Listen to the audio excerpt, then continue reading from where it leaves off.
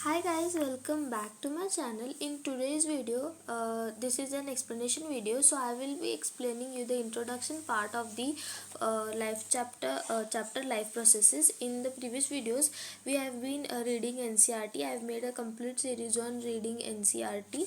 So please check those out. And now it's time for the explanation videos. So I will be teaching you from my notes. So I hope this will be helpful. So let's get started. Life processes. So what is the basic definition of life process? If anyone asks you कि actual में life processes होता क्या है, so all you just tell is the basic functions performed by a living being or any organism. These are just the basic functions. ठीक है, तो कुछ processes है जो लाइफ प्रोसेस में, फंक्शंस है जो लाइफ प्रोसेसेस में आते हैं.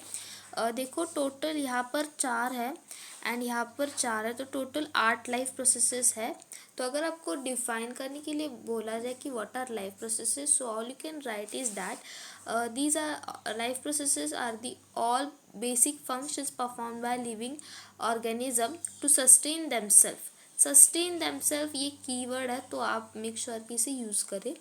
देन आता है देखो कुछ फंक्शंस या फिर प्रोसेसेस जो लाइफ प्रोसेस में आते हैं, वो है movement, reproduction, growth, control, nutrition, respiration, transportation, excretion.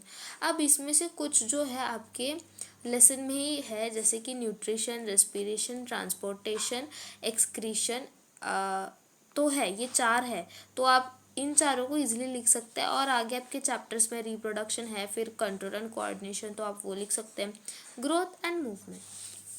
ठीक है, डन. अब जो है मेटाबॉलिज्म को देखते हैं. तो मेटाबॉलिज्म के 2 टाइप्स होते हैं, एनाबॉलिज्म एंड कैटाबॉलिज्म. तो जस्ट उससे पहले मेटाबॉलिज्म को देखने से पहले मैं आपके लिए क्विक जो है नोट्स बनाती हूँ, ताकि आप मेरे नोट्स में भी और कम जो है इजीली आप नोट्स बना सको.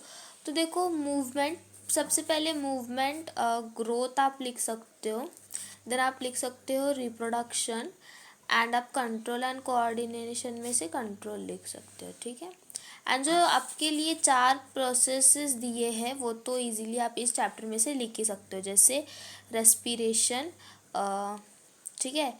देन आता है आपका न्यूट्रिशन, देन आता है ट्रांसपोर्टेशन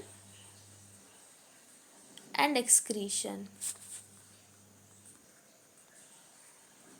अब आपको याद रखना है, अब आते हैं हम मेटाबॉलिज्म पे. तो सिंपली याद रखो मेटाबॉलिज्म क्या होता है. फॉर ये जो है अभी मैं समझाने के लिए बोल रही हूँ. मेटाबॉलिज्म जो है, एनाबॉलिज्म और कैटाबॉलिज्म को मिला के आप क्या बोलते हो, मेटाबॉलिज्म. ये बस एक काइंड ऑफ इक्वेशन है जो सिर्फ आपको समझने के लिए. आपको ऐसे कोई, अगर आपको मेटाबॉलिज्म की डेफिनेशन पूछे तो आपको ये नहीं बताना है, आप कुछ और बताना है, जो कि मैं बताती हूँ आपको.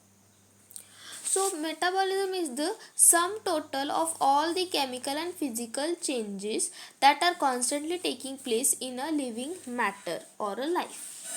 Various chemical reaction takes place within the cells of organism during the vital activities known as biochemical reaction. तो sum total देखो, मेटाबॉलिज्म एक sum total chemical and physical changes है जो आपके किसी भी ऑर्गेनिज्म में होते हैं, सिंपली. ठीक है, अब एनाबॉलिज्म क्या होता है और कैटाबॉलिज्म क्या होता है. देखो एनाबॉलिज्म सिंपली आपको याद रखना है ब्रेक डाउन. आप जब भी किसी चीज़ का ब्रेक डाउन कर रहे हो, आप शुगर मॉलिक्यूल को ब्रेक डाउन कर रहे हो, स्टार्च को ब्रेक डाउन कर रहे हो, तो वो जो प्रोसेस है वो कैटाबॉलिज्म है.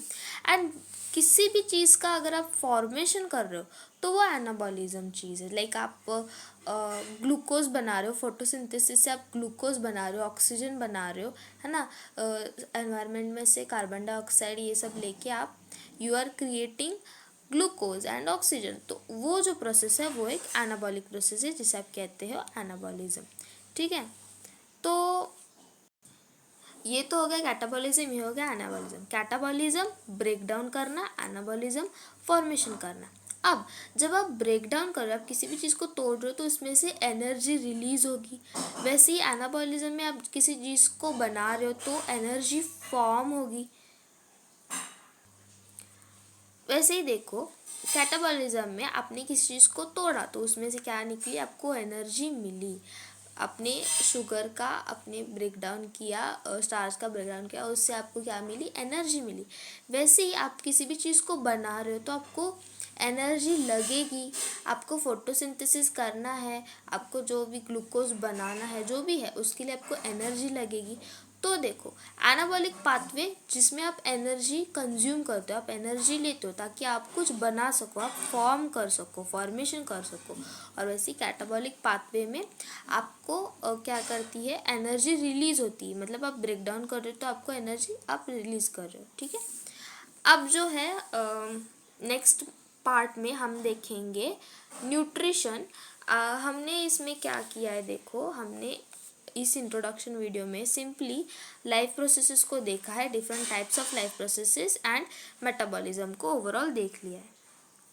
तो यार देखो, मैंने एक सिंपल सी डेफिनेशन बनाई है सिंप्लीफाई करके, the sum total of all chemical and physical activities that take place in a living organism. बस वह आता है आपका कैटाबॉलिज्म, जिसमें आप कर रहे हो ब्रेक डाउन।